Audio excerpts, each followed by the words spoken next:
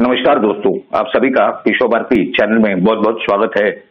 दोस्तों, आपकी क्या राय है कि कोविड के जो हर्जाना देने में यानी एक्स ग्रेशिया पेमेंट देने में सरकार की तरफ से क्या कोई घोटाला होने की संभावना हो सकती है या नहीं हो सकती है?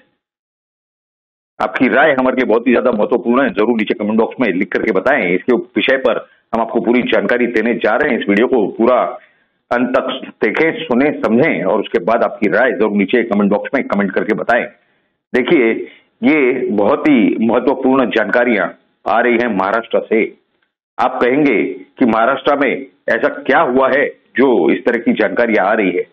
ये जानकारी आ रही है कि लगभग 10,000 व्यक्ति जो कोविड के वजह से जिनकी मृत्यु हो गई, उनके जो एक्स ग्रेशिया के लिए यानी हर्जाने के लिए सरकार को जो दिए गए एप्लीकेशन थे, अर्जियां थी, वो रिजेक्ट हो गई। क्यों रिजेक्ट हुई, नहीं हुई, इस बारे में तो हम आपको पूरी जानकारी देंगे कि किस वजह से ये रिजेक्ट हो गई और किस वजह से, किस तरीके से ये वापस उसकी प्रक्रिया शुरू होने जा रही है, क्या हुआ है, नहीं हुआ है। पूरा अंत तक हमारे साथ आप इस वीडियो में बने रहे।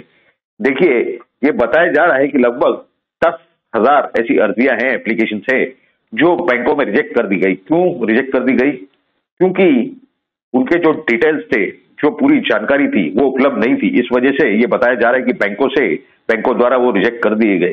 यानी महाविकास आघाड़ी की सरकार ने जो मापदंड उसमें बनाए रखे थे, उसमें वो जो जानकारियां उपलब्ध होनी चाहिए थी, वो न होने की वजह से बैंकों ने ये रिजेक्ट कर दी है। उसके ऊपर क्या प्रतिक्रिया आई है, नहीं आई है, वो भी हम आपको पूरा बताएंगे। देखिए, ये बताया जा रहा है कि महाराष्ट्र की जो महाविकास आघाड़ी सरकार है, हालांकि 3 अलग अलग साइज के पहियों की सरकार है, कांग्रेस, राष्ट्रवादी कांग्रेस और शिवसेना की। उन्होंने 650 करोड़ का डिस्बर्समेंट किया था और ये बता रहे हैं कि 1,30,000 लोगों की मृत्यु हुई थी कोविड के कारण से। इस तरह की उनके सूत्रों से हमें जानकारियां प्राप्त हो रही हैं। इस विषय पर अधिक जानकारी देंगे, लेकिन आपको एक और बात बता दें कि वहां पर एक ही विरोधी पार्टी है, भारतीय जनता पार्टी। नाम के लिए तो भारतीय जनता पार्टी है कम से कम। वो और बात है कि संगठन में भारतीय जनता पार्टी के कोई मूल नेता, कोई मूल कार्यकर्ता नहीं पूरे महाराष्ट्र में हो, पूरे मुंबई में हो। और वहां पर जो वहां के सर्वे सर्वा हैं तथाकथित उस संगठन के, देवेंद्र फडणवीस, उनके जुबान से एक चूं तक नहीं निकली है इस पूरे विषय पर।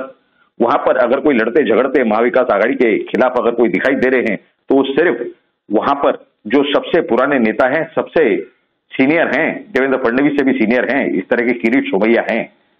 तो वो जैसे मुख्यमंत्री के पीछे पड़े हैं, उनके 19 बंगलों के गैरकानूनी बंगले जो उन्होंने अपनी पत्नी को गिफ्ट दिए थे वगैरह, और वो रहस्यमय तरीके से गायब हो गए। इस विषय में भी हमने वीडियो बनाया हुआ है। उस वीडियो की लिंक हम आपको आखिर में ऊपर यहाँ पर आई बटन में देंगे, वो आप जरूर देखिएगा। उसका विषय कुछ ऐसे लिखा होगा, संजय राउत, उद्धव ठाकरे विरुद्ध देवेंद्र फडणवीस वगैरह। खैर, तो देवेंद्र फडणवीस की तरफ से कोई आवाज नहीं निकाला गया। क्यों नहीं निकाला गया आप जानते हैं? क्योंकि वो खुद भी इसी के अंदर फंसे हुए हैं। कैसे? 2020 में उन्होंने एक बैठक ली थी, ये जिसे वो भारतीय जनता पार्टी कहते हैं, मुंबई के पदाधिकारियों की, महाराष्ट्र के पदाधिकारियों की, और जितने कोविड वॉरियर थे भारतीय जनता पार्टी के, जिन्होंने पार्टी की तरफ से बाहर आकर के इस कोविड के दौरान, उस लॉकडाउन के दौरान कोविड मरीजों की या उनके परिवारों की मदद की, यानी कोविड वॉरियर्स, कोरोना वॉरियर्स की हम बात कर रहे हैं। उनकी अगर किसी की भी मृत्यु होगी तो हर एक के परिवार को 5 लाख रुपए दिए जाएंगे। क्या वो 5 लाख रुपए आज तक किसी को मिले हैं? मैं आपको बता देता हूं, हमारी पूरी जानकारी, हमने जो जांच की उसके अंदर बिल्कुल किसी को भी 5 लाख रुपए नहीं मिले। किसी परिवार को 2.5 लाख रुपए मिले हैं, जो भारतीय जनता पार्टी का कार्यकर्ता था या पदाधिकारी था और भारतीय जनता पार्टी की तरफ से कोविड या कोरोना वॉरियर के रूप में जमीन पर उतरा उस लॉकडाउन के समय सेवा करने। बूढ़े लोगों की यानी सीनियर सिटीजन्स की, कोविड पेशेंट्स या उनके रिश्तेदारों की, या जो अनाथ लोग हैं जिन्हें खाने पीने के लिए नहीं है, उनकी सेवा करने के लिए, उनके लिए खाने की व्यवस्था करने के लिए। ऐसे लोगों की जब मृत्यु हुई, पता नहीं कितने हजार लोग इस तरह के महाराष्ट्र में जिनकी मृत्यु हो गई, भारतीय जनता पार्टी के कार्यकर्ताओं की बात बता रहा हूं। कुछ लोगों ने हमसे संपर्क किया, उनके परिवारों ने, उन्होंने बताया कि उन्हें 2.5 लाख रुपए के ऊपर नहीं दिया गया है। जब उन्होंने फॉलोअप किया, भारतीय जनता पार्टी के तथाकथित के नेता हैं देवेंद्र फडणवीस, उनके साथ मुलाकात भी की, उन्होंने उन्हें एश्योरेंस दिया, आश्वासन दिया कि आपके बच्चों की हम व्यवस्था करेंगे, बाकी जो 2.5 लाख रुपए बच गए हैं वो देंगे। लेकिन वो होने के बावजूद 1.5 साल हो चुका है, देवेंद्र फडणवीस या उनका स्टाफ ना उनका फोन उठाता है और ना ही उन्हें मिलने के लिए कोई अपॉइंटमेंट देता है दोबारा, क्योंकि उन्हें आज तक कुछ मिला ही नहीं। 2.5 लाख रुपए मिले, बाकी के 2.5 लाख कहां गए? जब हमने पता करने की कोशिश की तो हमें मालूम हुआ कि किसी भी विषय पे किसी भी यूट्यूबर के साथ में, यानी यूट्यूब चैनल के साथ, मीडिया के साथ, सोशल मीडिया चैनल के साथ बात नहीं की जाए, इस तरह की हिदायतें, इंस्ट्रक्शन, ये जो कथाकथित महाराष्ट्र भारतीय जनता पार्टी के पदाधिकारी बैठे हैं उन्हें इस तरह की हिदायतें दी गई, इंस्ट्रक्शन दिए गए हैं। फिर भी हमारे सूत्रों ने जो जानकारी दी वो बता रहे हैं कि वहां चाहे मुंबई के अध्यक्ष हों, चाहे महाराष्ट्र के अध्यक्ष हों, या ये कथाकथित देवेंद्र फडणवीस हो, सर्वे सर्वा, ये सब मिल करके वो 2.5 लाख रुपए खा गए। अब ऐसे कितने गरीबों के आप पैसे खाओगे? आप तो खुद घोटाले में हो, आप क्यों ये महाविकास आघाड़ी की सरकार के खिलाफ कुछ बात करोगे? खैर, महाविकास आघाड़ी की सरकार क्या कर रही है, नहीं कर रही है, उस विषय में हम आपको बताएंगे। देखिए, ये बताया जा रहा है कि बैंकों की तरफ से जो अर्जियां रिजेक्ट की गई, हालांकि सुप्रीम कोर्ट का आदेश है, उसकी भी हम आपको डिटेल देंगे क्या है। उनके ये बताया जा रहा है कि उन्होंने एक सिस्टम अभी तैयार किया है जिसमें वो कह रहे हैं कि ये जो भी बैंकों के द्वारा रिजेक्ट किया गया है उसमें जो सॉफ्टवेयर है और उसकी जो प्रोसीजर है वो कमेंस होगी, उसकी परमिशन यानी अनुमति आ चुकी है और वो अगले हफ्ते यानी ये 19 फरवरी 2022 के बाद वो टेस्ट किया जाएगा और उसके बाद वो प्रोसीजर शुरू की जाएगी और सभी के जो वो परिजन हैं, कोविड वॉरियर के हों, कोविड विक्टिम के हों, यानी जिनकी मृत्यु कोविड से हुई। अब इसके अंदर भी एक बड़ा खेल है, वो भी आप सुनिए, बहुत ही महत्वपूर्ण जानकारी है। ये बताया जा रहा है कि लगभग 1,43,000 लोगों की मृत्यु हुई है, लेकिन अर्जियां कितनी आई हैं ये मुआवजा लेने के लिए, एक सुरक्षा पेमेंट लेने के लिए? उसमें भी 2,34,000 अर्जियां आई है। अब ये बताया जा रहा है कि उसके अंदर कुछ डुप्लीकेट आ गई है, किसी में डिटेल्स नहीं है, किसी में कुछ है, इस तरह की जानकारी दी गई है। लेकिन इस विषय में सन्माननीय सुप्रीम कोर्ट यानी सर्वोच्च न्यायालय के जो आदेश हैं वो बड़े स्पष्ट हैं। क्या है वो आदेश?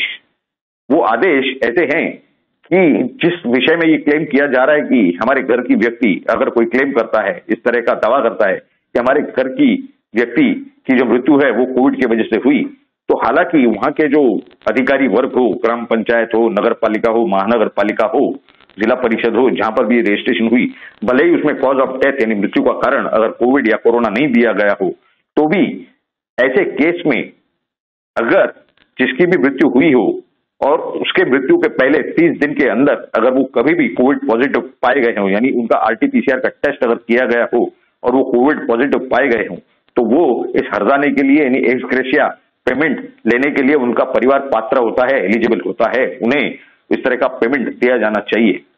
तो इस तरह की ये पूरी प्रक्रिया है जो महाविकास आघाड़ी की सरकार, महाराष्ट्र की सरकार ये करने जा रही है। आने वाले कुछ दिनों में ये प्रक्रिया शुरू हो जाएगी और ये 10,000 अर्जियां जो कि रिजेक्ट की गई है या फिर ये जो लगभग 1 लाख के आसपास या 90,000 के आसपास जो ज्यादा अर्जियां आई है, उसमें भी हमें उम्मीद है कि कहीं ना कहीं कुछ ना कुछ रास्ता निकाला जाएगा और किसी के ऊपर अन्याय नहीं हो पाएगा। इस तरह की जो उस तरह का जो आदेश जो ऑनरेबल सुप्रीम कोर्ट यानी सम्माननीय सर्वोच्च न्यायालय ने दिया है उसकी पूर्तता महाराष्ट्र की महाविकास आघाड़ी सरकार करेगी, ऐसे ही हमें अपेक्षा दिख रही है। हालांकि हमें ये हैरानी है कि इस तरह का वर्तन ये देवेंद्र फडणवीस से, जो कि बहुत लाडले माने जाते हैं श्रीमान प्रधानमंत्री नरेंद्र मोदी जी के और भारत के गृह मंत्री अमित शाह जी के, वो इस तरह से 2.5 लाख रुपए एक घर का यानी जिसकी बीवी छोटे छोटे बच्चे हों वो लोग रास्ते पे जाएंगे, ये कहाँ रहेंगे, क्या खा पाएंगे, क्योंकि कमाने वाला तो गया,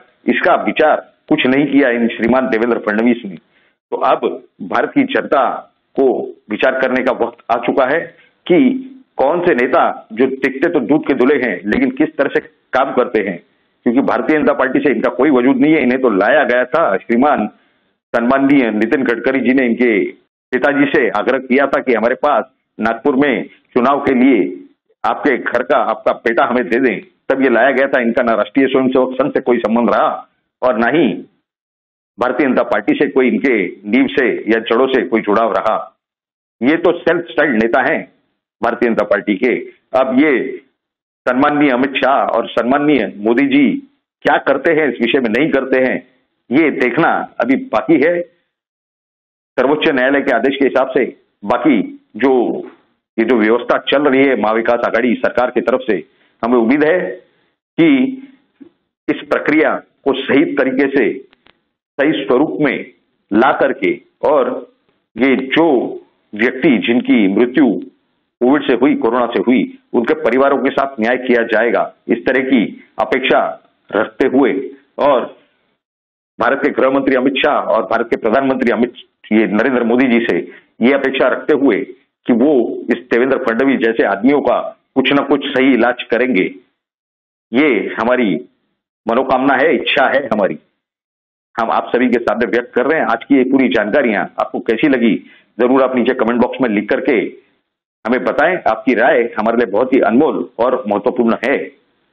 तो आपको अगर ये जानकारी अच्छी लगी हो तो जरूर इस वीडियो को लाइक करें, ज्यादा से ज्यादा शेयर करें, और हमारे इस विश्व भारती चैनल को सब्सक्राइब करें। आप सभी लोगों ने इस वीडियो को पूरा अंत तक देखा, इसके लिए आप सभी का बहुत बहुत धन्यवाद। भारत माता की जय। जय हिंद।